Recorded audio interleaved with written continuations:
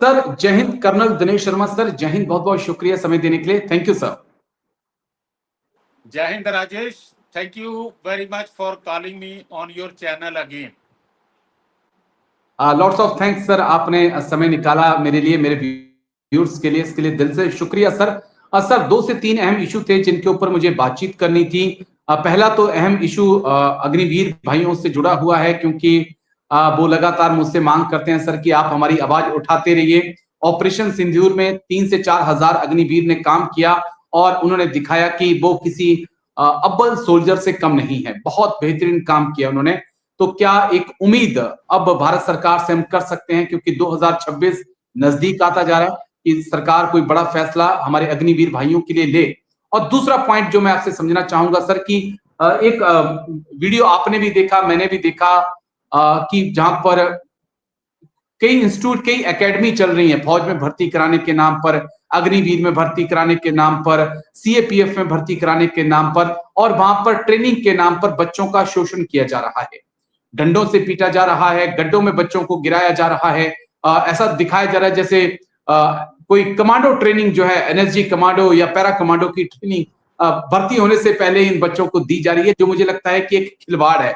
ऐसा कुछ भी नहीं होता है। अगर आपने भर्ती होना है तो इस प्रकार की जरूरतें नहीं होती हैं। सिंपल सा फंडा है, 1600 मीटर की दौड़ आपको 5.5 मिनट के अंदर अंदर कंप्लीट करनी है। जितनी जल्दी कंप्लीट करोगे उतने चांसेस आपके भर्ती होने के बढ़ जाते हैं। अब मैं शुरुआत करता हूं सर। पहले तो अग्निवीर के मुद्दे पर मैं चाहूंगा कि आप अपना पॉइंट ऑफ व्यू रखें। क्या एक उम्मीद हम भारत सरकार से करें कि इतने होनहार सोल्जर्स को हम घर नहीं जाने दे सकते सर? देखिए, अग्नि ऑपरेशन सिंदूर के बाद बड़े पॉजिटिव रिस्पांस हमने न्यूज़पेपर के अंदर पढ़ा कि किस प्रकार से ये हमारे जो अग्निवीर के यंग ब्लड है, इन्होंने किस प्रकार से इस ऑपरेशन सिंदूर के अंदर अपना योगदान दिया। चाहे वो एयर डिफेंस है या बाकी और टेक्निकल ऑर्गेनाइजेशन थी, इन्होंने बहुत सुलझे और बहुत ही आला दर्जे का जो है इन्होंने अपना प्रदर्शन किया है। लोगों के दिलों में जो शुरू के अंदर एक प्रकार का शक था कि ये अग्निवीर के में जो हमारे सोल्जर हैं, वो ये थोड़ी सी ट्रेनिंग करने के बाद युद्ध के मैदान में हो सकता है ये उस प्रकार की जो है सफलता या उस प्रकार का अपना सैनिक होने का कर्तव्य ना निभा पाए। ये एक प्रकार की लोगों के अंदर एक प्रकार का शक था।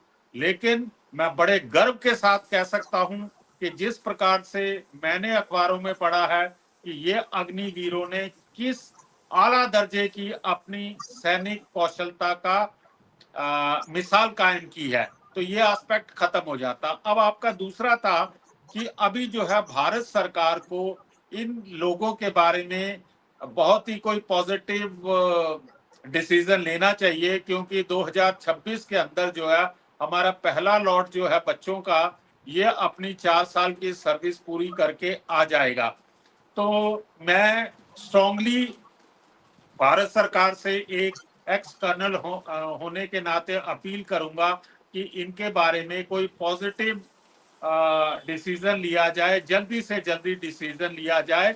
लेकिन राजेश जी, मैं एक दिन एक दूसरे चैनल के ऊपर था जहां अग्निवीरों के बारे में यूपी सरकार ने जो है, उत्तर प्रदेश की सरकार ने 20% जो है अग्निवीरों के लिए जो है रिजर्वेशन कर दी है।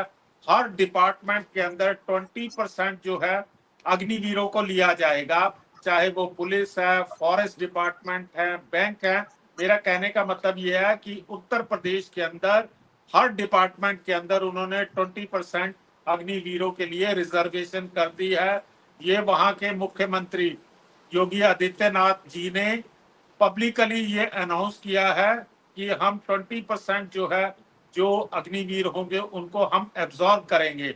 तो ये एक बड़ा पॉजिटिव सा रिस्पांस आया है उत्तर प्रदेश से। लेकिन मैं चाहता हूं कि हमारी भारत सरकार भी जो है इसके ऊपर कोई पॉजिटिव डिसीजन ले, ताकि इस प्रकार की जो क्रीम हमारे पास आई है सोसाइटी से, जो वॉलेंटियर आए हैं, जिन्होंने पे के लिए नहीं आए, वो 4 साल की पे के लिए नहीं आए हैं। उनका अपने देश के प्रति कोई लगन थी, अपने देश के प्रति प्यार था, जिसलिए वो टर्म्स एंड कंडीशन को जानने के बावजूद भी उन्होंने वॉलंटियर किया और 4 साल के दौरान जो है वो खुशकिस्मत थे कि उन्हें ऑपरेशन सिंदूर के अंदर, इस यंग एज के अंदर जो है उन्हें मौका मिला कि वो भारत जी देश सर। की सेवा कर सके।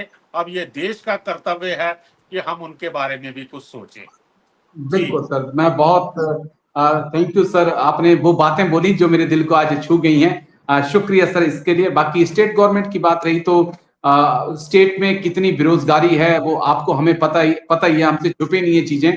और पेपर होते हैं वो लीक हो जाते हैं, फिर जो रखे भी जाते हैं उन्हें कॉन्ट्रैक्ट बेस पर पहले 2 से 3 साल करना होता है, उसके बाद फिर उनको पक्का किया जाता है। यानी कि जो अग्निवीर भाई हमारे लगेंगे भी तो उनकी आधी जिंदगी तो कॉन्ट्रैक्ट बेस के ऊपर काम करते करते ही निकल जाएगी।